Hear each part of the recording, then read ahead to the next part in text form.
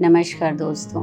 आज किताबें और कलमकार, यह किताबें और कलमकार मैं अलग अलग भी कहती हूँ, लेकिन ये किताब ऐसी मर्ज है लेखक लेखिका के साथ कि हम इसको अलग नहीं कर सकते। और आप सोच रहे होंगे किताब मैं इतने देर से आपके समक्ष कैसे लाई। ये मेरी आइडियल बुक है, मेरी जीवन का आदर्श है ये बुक और लेखिका भी। जी हाँ, मैं बात कर रही हूँ प्रथम प्रतिश्रुति पुस्तक की, जिसे श्रीमती आशा पूर्णा देवी ने लिखा है और बंगाली में लिखा है। और इसका अनुवाद जो है ज़्यादातर जो है इसमें इस बार अनुवाद जो है हंस कुमार तिवारी जी ने किया है। हालांकि ये प्रथम प्रतिश्रुति का ये कवर दिखा रही हूँ अभी मैं, पर जब मैंने बचपन में ये किताब पढ़ी थी, काफ़ी छोटेपन में पढ़ी थी, तब इसका कवर दूसरा हुआ करता था, हार्ड बाउंड भी थी। तो इस पुस्तक की खासियत ये है, आपको शायद याद होगा कि आप लोगों ने बहुत साल पहले दूरदर्शन पर प्रथम प्रतिश्रुति नाम का सीरियल देखा था और वो सीरियल सबको बहुत अच्छा लगा था। उसमें शायद रामेश्वरी ने काम किया था, सत्यवती हीरोइन जो है उसका रोल उन्होंने किया था। पर हो सकता है वो चीज़ बहुत से लोग नहीं समझ पाते, पर ये किताब मेरे मन में इस कदर रची बसी है कि मैं आपको बता नहीं सकती। शायद मेरे कहने से आप भी इसको पढ़ने की उम्मीद मैं करती हूँ आपसे। पहले मैं लेखिका के बारे में बात करूँ तो आप भौंचक रह जाएंगे। आशा पूर्णा देवी जी का जन्म जो है 8 जनवरी 1909 में कलकत्ता में हुआ था। आपके पिता कलाकार थे, लेकिन उनका जो बचपन था वो बंगाल के वृंदावन वसु कॉलोनी गली में बीता, जिसके कारण वहाँ परंपरागत रूढ़ी लोग रहते थे। तो 13 साल की उम्र तक तो वैसे भी वो स्कूल नहीं गए, और लेकिन उन्हें पढ़ने का शौक़ इतना था कि वो अपने भाइयों की किताबों से घर में बैठकर अक्षर ज्ञान प्राप्त करती रही। जब अगली जगह पर रहने गए, अच्छी जगह पर, तब उनको थोड़ा बहुत स्कूल जाने को मिला, पर उन्होंने बहुत ज़्यादा पढ़ाई का हम उनका नहीं कह सकते हैं। और उन्होंने चोरी से 13 साल की उम्र में अपनी पहली कविता पत्रिका में भेजी थी और वो छप गई। तब पत्रिका के जो चतुर्वेदी जी हैं, उन्होंने रिक्वेस्ट की थी, उनसे अनुरोध किया था कि कृपया और कविताएं भेजें, और उनकी बहनों ने भी भेजी थी। फिर उसके बाद वो रेगुलर उन्होंने भेजना शुरू किया, लेकिन चुपचाप, क्योंकि उस समय महिलाओं का लिखना और छपना भी बहुत बुरा माना जाता था। 1976 में और 94 में उनको साहित्य अकेडमी पुरस्कार मिला। फिर उन्हें वो एक बात मैं और कह देना चाहती हूँ कि वे भारत की प्रथम महिला हैं जिन्हें ज्ञानपीठ पुरस्कार प्राप्त हुआ।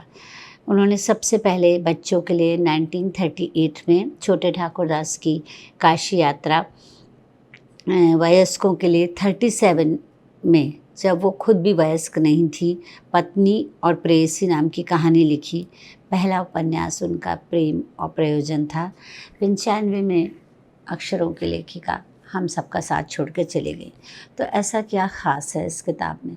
कई बार मुझे लगता है कि मैं अपने आप में सत्यवती को देखती हूँ। सत्यवती इतने रूढ़िवादी परंपरागत गांव की रहती है कि जहाँ औरतों का अक्षर लिखना और पढ़ना दोष माना जाता था।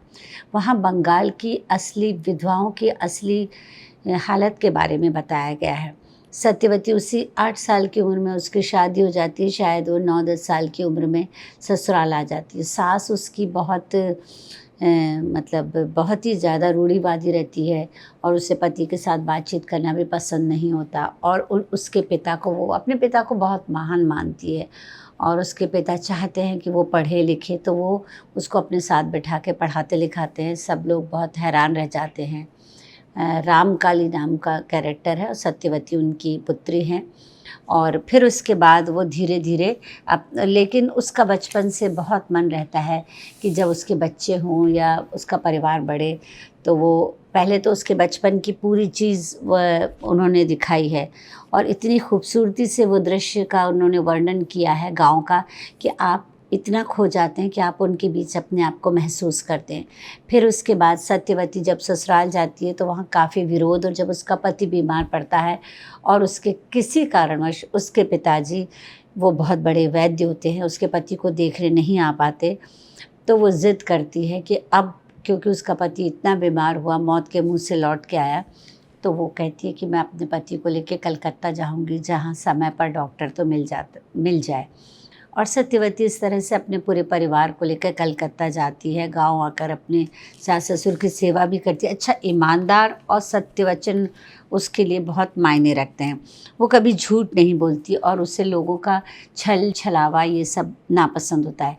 धीरे धीरे सत्यवती वहाँ प्रगति करती है और ख़ुद भी चुपचाप पढ़ाई करती है और अप्रत्याशित रूप से लोग चौंक जाते हैं जब सत्यवती पढ़ाते पढ़ाते एक स्कूल में पढ़ाने लगती है। और उस समय विधवाओं को सपोर्ट करना ही बहुत बुरी बात होती थी बंगाल में, और हो सकता है अभी भी हो, पर बंगाल की अगर आपको असली स्त्रियों की दशा का वर्णन जानना है तो आपको प्रथम प्रतिश्रुति पढ़ना ही होगा। फिर इसके बाद सत्यवती की 2 पुत्र और 1 पुत्री होते हैं, वो सबको पढ़ाती है, खुद स्कूल पढ़ाने जाती है। पति अच्छी नौकरी करता है पर उसको झमेले में पढ़ने की बहुत आदत होती है। ये शब्द इसी किताब से लिया गया है।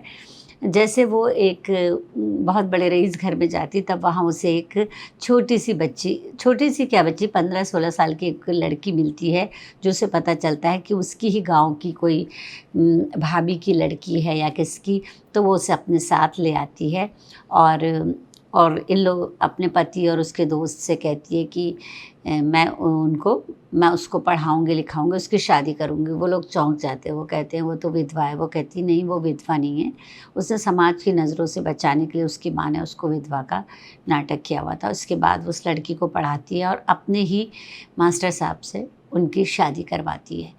और ये सारा सब जब कुछ होता रहता है, फिर उसके बाद उसके दोनों लड़कों की शादी तय हो जाती है। वो बहुत खुश हो जाती है, अपना घर भी बना लेती है कलकत्ता में। उसके पिताजी शायद काशी चले जाते हैं और वहाँ वो उनसे पत्राचार भी करती है, और एक बार वो मिलने भी आते हैं उससे, तो बहुत खुश होते हैं ये जानकर कि उसके दोनों बच्चे पढ़ लिख गए हैं और वो भी सब अच्छे रास्ते पर आ गई है। तो पर वो कहते थे, देख तू बचपन में कहा करती थी कि मैं जाऊंगी। हालांकि रामकाली बहुत कम बोलते हैं, पर उस दिन वो खूब जी मनचाहा बोलते हैं। वो कहती है, बाबूजी आप थोड़ा सा कुछ खा लीजिए, तो वो पानी भी नहीं पीते उसके घर का। और वो कहती है, शादी में आप बच्चों के आइए, वो इनकार कर देते हैं। और वो लेकिन वो परंपरा को निभाती है और शादी बच्चों की गाँव से ही रखती है, और बच्चों को, अपने पति को, सबको पहले ही गांव भेज देती है और कुछ तैयारियों में लगी रहती है। इसके बाद जिस दिन गांव जाने का दिन आता है, जिस दिन ये वाली बात उठती है कि अब मतलब वो अपनी गांव जाएगी और शादी के लिए पूरा सामान वामान बटोर रही होती है, उसी समय उसके दूर के रिश्ते की ननंद जो है वो आती है और उससे कहती है, लेकिन तुम्हें अभी आज ही चलना पड़ेगा। वो कहती है, ये तो ले लूँ, वो तो ले लूँ। तो कहती नहीं कुछ मत लो। उसके चेहरे की हवाइयाँ उड़ती रहती हैं। वो कहती, किसी को कुछ हो गया क्या, बच्चे ठीक हैं क्या? और उसकी सबसे लाड़ की बच्ची रहती है सुवर्ण, उसका नाम है स्वर्णलता। स्वर्णलता भी गाँव गई, उसको बड़ा शौक़ होता है। थोड़ी गोल मटोल सी प्यारी सी बताया गया है स्वर्णलता का चरित्र। और इसके बाद वो गांव जाने के लिए बैलगाड़ी में बैठती है। जब गांव पहुंचती तो उसका दिल धड़कने लगता है। वो कहती है, शादी तो 2 दिन बाद है, इस समय ढोल तमामे की आवाज़ क्यों आ रही है और इस तरह से पता नहीं क्यों अच्छा क्यों नहीं लग रहा। वहाँ ऐसा क्या होता है कि सत्यवती पलट के वापस बैलगाड़ी में बैठ जाती है और कलकत्ता की ओर मुड़ जाती है और कभी ना आने का अपने आप से वादा करती है और घर छोड़ के चली जाती है। तो आप ये जानने के लिए प्रथम प्रतिश्रुति ज़रूर पढ़ें। प्रथम प्रतिश्रुति के बाद आपको 3 कंटिन्यूएशन में तीनों नॉवेल पढ़ने पड़ेंगे। प्रथम प्रतिश्रुति में सत्यवती की पुत्री है स्वर्णलता, और स्वर्णलता दूसरा नॉवेल है, और स्वर्णलता के बाद स्वर्णलता की पुत्री है बकुल। तीसरा नॉवेल है बकुल कथा। तो ये तीनों आपस में कनेक्टेड हैं, और जहाँ तक मुझे दिखता है और मेरी जितनी सोच है उसके अनुसार जो आखिरी वाली जो कहानी है उसमें बकुल जो होती है, वो बकुल में मुझे आशापूर्णा देवी जी दिखाई देती हैं। तो बंगाल की एक बेहतरीन और मतलब कहना चाहिए कि एक तरीके का वो मनोविज्ञान भी लिखती हैं। मतलब हम आश्चर्यचकित रह जाएंगे कि इतना कम पढ़ी लिखी महिला मनोविज्ञान पे बातें करती है और उनके जितने भी नॉवल हैं, जितने भी उपन्यास हैं मैंने पढ़े, उसमें सबसे पहला तो प्रथम प्रतिश्रुति है, जिसने मेरे जीवन में थोड़ा-सा बागीपन लाया, थोड़ा-सा अपनी चीज़ सत्य पे अड़ने का वो मेरे में एक खूबी आई। लेकिन मैं एक बात आपसे कहूँ, अगर कोई पुस्तक आपके जीवन को प्रभावित नहीं करती, किसी के भी जीवन को प्रभावित नहीं करती, तो वो पुस्तक बेकार है। तो इसलिए मेरा कहना है कि आप इसे ज़रूर से पढ़ें और फिर आगे के लिए भी स्वर्णलता भी पढ़ें और बकुल कथा भी पढ़ें। शुक्रिया।